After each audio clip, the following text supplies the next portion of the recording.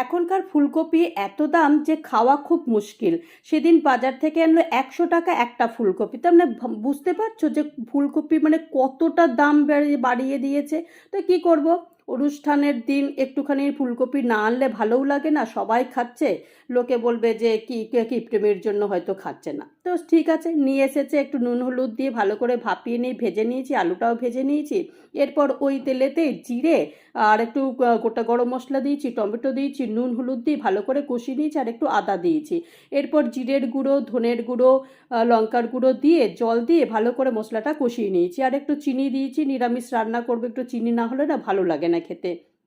এরপরে ভেজে রাখা আলু আর কাঁচা লঙ্কা আর ভেজে রাখা ফুলকপি সব কিছু দিয়ে ভালো করে নেড়ে চেড়ে জল দিয়ে ঢাকনা বন্ধ করে দিয়েছি। ব্যাস, আর কি কিছুই লাগবে না।